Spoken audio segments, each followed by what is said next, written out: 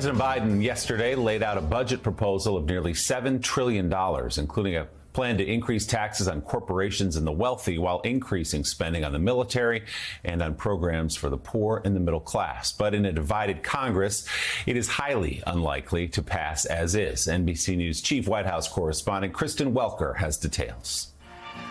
In battleground Pennsylvania, President Biden unveiling his sweeping budget proposal, calling for major tax hikes on the wealthy and increased spending. My budget's going to give working people a fighting chance. It's going to create good-paying jobs.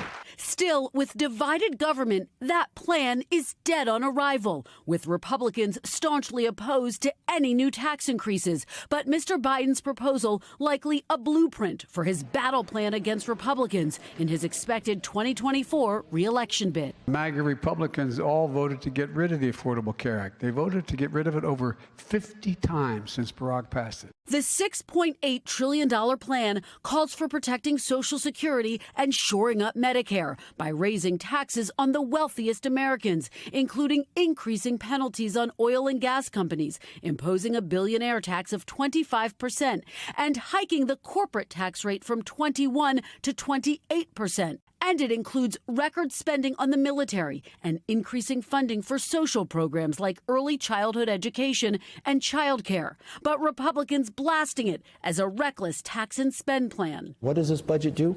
Raise more taxes, spends more money, creates probably the biggest government we've ever seen in the history of the United States. The president's plan also an attempt to revive his standing. In our latest NBC News poll, just 36% say they approve of his handling of the economy, and just 32% say they are enthusiastic or comfortable with him running for office again. Kristen Welker reporting there. Joining us now, former Treasury official and Morning Joe economic analyst Steve Rattner, joining us with some of his charts to break it down. Steve, good morning. It's good to see you. Let's start with your first chart, which is sort of a contrast between what the president has put out here in this nearly $7 trillion budget. As I said a minute ago, the House Republicans don't have their budget yet, but they're working on something. But we get an idea of where they're headed here. Exactly, Willie. There was a Republican study committee budget that came out a few weeks ago, which represented at least one vision. It actually had a majority of Republican House members on it, one vision of what they see for their budget. But as Kristen Welker alluded to, this budget is as much a statement of these widely divergent views of the role of government as it is anything else. It is dead on arrival, but it's going to become part of the debt ceiling debate as well as the 24 campaign. What you can see on the outlay side, and we're comparing these two budgets, Biden's and the Republican Study Committee, is that Biden would hold outlays relatively constant at around 25% of GDP. Even with his new programs, economic growth should hold it at around that level. By contrast, you see the red line on the left, how sharply it drops. Those are all the cuts that the Republicans plan in their programs, and I'll go through those in a minute. But what you see across the middle is the historical average of what the government has spent over the last 50 years as a share of GDP. So you see these different visions so vastly. The Democratic vision on top, we're going to hold government at 25%. The Republican vision, we want to cut it way below anything we've seen before.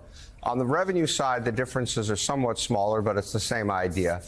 Biden has a bunch of new taxes, as Kristen went through, but with economic growth, that would still hold revenues at roughly the same share of GDP as it is now. The Republicans would not impose any new taxes, so it would go down. And again, you can see the historical level there, with taxes being modestly above the 50-year average.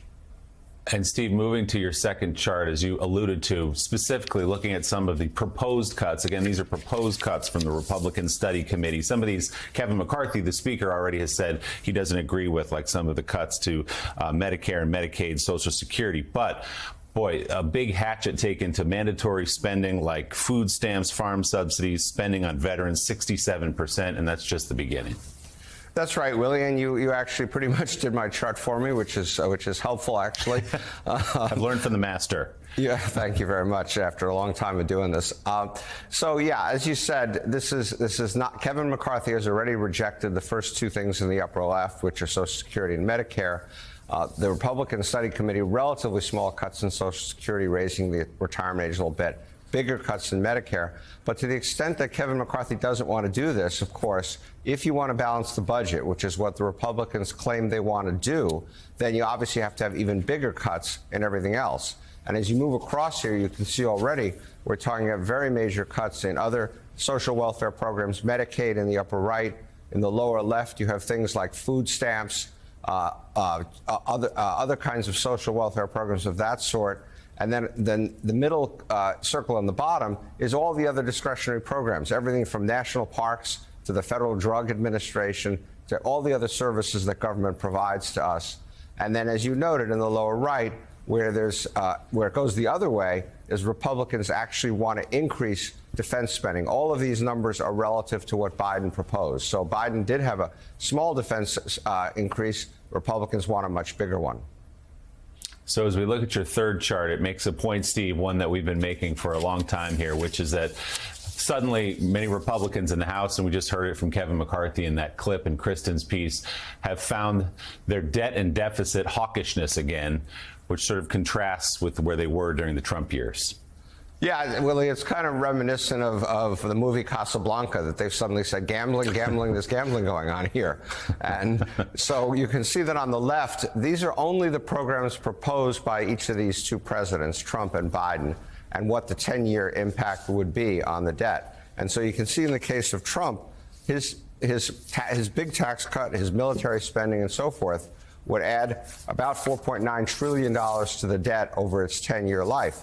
In contrast, the programs that Biden has put forward so far would put far less, only about $2.5 trillion on the debt over those 10 years.